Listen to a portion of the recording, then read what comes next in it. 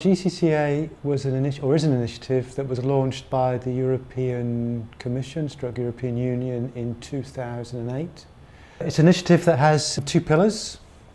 It's to encourage dialogue and policy development between the European Union and countries most vulnerable to the negative impacts of climate change, which are more specifically those countries, lesser developed countries and small island developing states. But at the same time, there's a second platform which is also related to more technical support and assistance to those countries, to provide evidence to support the policy dialogue. So that's basically what the GCCA rests on. Well, in 2008, the GCCA started off with providing technical assistance to four relatively small projects. Now we are at the stage of over 40 programs, in 30 countries, across Africa, Caribbean, Pacific and Asia, working with a whole different range of LDCs and SIDS. At a regional level as well, where there are some, for example, in the Pacific and the Caribbean, there are a lot of small island nations there, and we found that having a regional approach brings benefits to those countries. And there we work with existing regional organisations, so we're not kind of running in parallel. The technical and financial assistance we provide is in 5 different priority areas, and they cover mainstreaming, climate change, into poverty reduction policies, in adaptation, and we focus there on the water sector and agricultural sectors there. We also focus on assisting countries access the carbon market, the energy market, which is a specific challenge because that's an area where there is funding available but there's very limited capacity, because I think the procedures there are quite complex and quite specialist. We also provide support within disaster risk reduction, where we seek to assist countries kind of address the changing risks, I guess, associated with climate change and how that can feed into improving their disaster risk reductions policies and practices.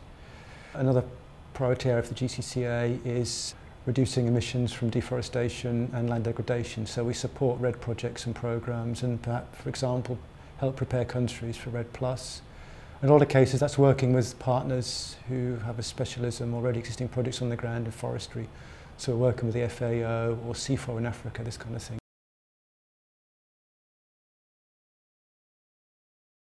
We had our global learning event in September last year, and it was clear that the climate change challenge is one on a long list of challenges that these developing countries face. And all of these countries do have limited capacity. The GCCA seeks to develop the capacity within partner government, with partner government organisations and also NGOs and civil society organisations, to work with all these different strands of all these different sectors within our partner countries to assist with the capacity development. But it's a wide-ranging challenge because in a lot of cases there are people in government and in other organisations we work with who have so many responsibilities they have to deal with. So it's a capacity in terms of the people on the ground, but it's also an issue with their technical training and technical information they have to hand to help address the challenges that they face responding to the impacts of climate change. One of the ways we're trying to share and facilitate the exchange of best practice and knowledge across the different projects that GCCA supports across the globe is using the DevCo's Capacity for Dev platform. And we have a GCCA community already set up. The main aim of the platform is to act as a means to share knowledge and information. We're trying to take these projects on, get the lessons learned, the positive, and maybe share the things that have worked, and also share some of the things that haven't worked so well to maximise the positive outcomes.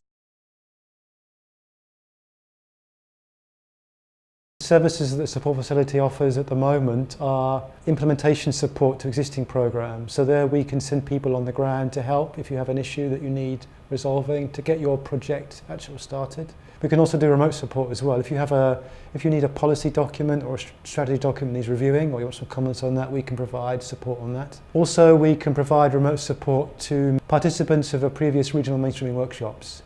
So they need just to send me an email and get in contact with me or through the GCCA website, info@gcca.eu. and we can respond to requests for support